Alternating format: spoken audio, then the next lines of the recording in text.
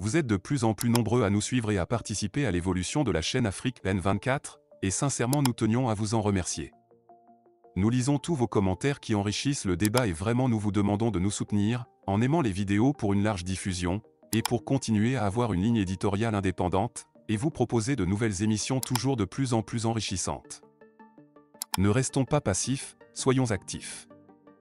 Merci et à bientôt. Togo. Une main noire manipule-t-elle Paul Misiak-Beto? Clarification du MPDD.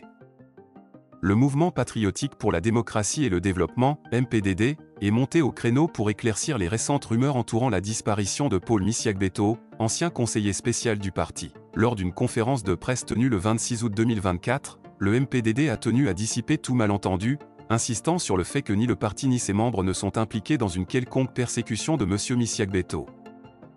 Disparition de Paul Misiak-Beto, la vérité derrière les rumeurs.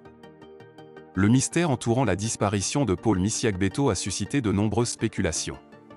Selon les déclarations du MPDD, la moto de l'ancien conseiller a été retrouvée à Tokpli, près de la frontière sud-est du Togo, et il semblerait qu'il ait quitté le pays pour se réfugier dans une nation voisine. Cette révélation vient en réponse aux allégations de harcèlement portées contre le parti, accusation que le MPDD réfute catégoriquement, les qualifiant de manœuvres dont seuls les auteurs connaissent la justification.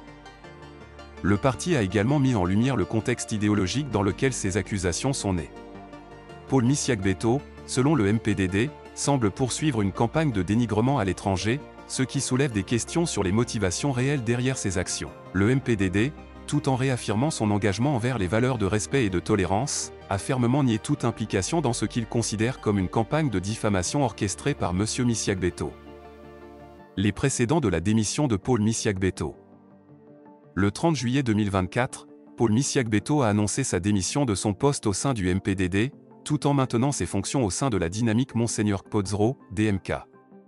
Cette démission, qui s'est faite sans notification préalable au parti, a été un choc pour le MPDD. Lors de la réunion du bureau politique du 5 août, le parti a décidé d'accepter cette démission tout en exprimant son regret face à l'absence de communication directe de la part de M. Misiak-Beto.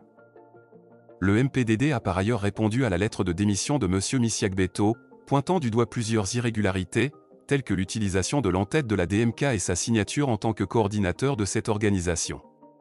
Malgré ces anomalies, le parti a choisi de clore cet épisode en remerciant M. Misiak-Beto pour son engagement passé et en lui demandant de libérer les locaux qu'il occupait au siège du parti.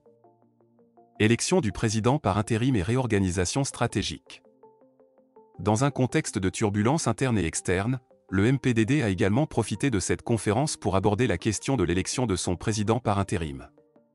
Suite au décès de Dr Gabriel Agbeyome Messan-Kodjo, le bureau politique a désigné Jonas Komlan Akeobudo Siliadin, deuxième vice-président du parti, pour assurer l'intérim. Ce choix, validé par un vote majoritaire au sein du bureau politique, a été marqué par la participation de Paul Misiak-Beto, un fait qui vient contredire les rumeurs de son prétendu ostracisme au sein du parti. Par ailleurs, le MPDD a annoncé la suspension temporaire de sa participation aux regroupements et coalitions extérieures, une décision stratégique visant à recentrer le parti sur ses objectifs fondamentaux. Ce repositionnement, selon le MPDD, est essentiel pour préparer un congrès qui réaffirmera l'autonomie et la vision politique du parti, tout en consolidant ses alliances futures. Ligne idéologique et prochaines activités du MPDD. Le MPDD, dans un effort pour clarifier sa position idéologique, a réitéré son engagement en faveur d'une opposition républicaine constructive. Bien que le parti ait adopté une posture plus radicale entre 2020 et 2024, il aspire désormais à revenir à ses fondamentaux sociolibéraux, favorisant la concertation politique et la recherche de compromis républicains. Les prochaines étapes pour le MPDD incluent la préparation d'un congrès décisif qui repositionnera le parti sur une trajectoire de prospérité et de développement.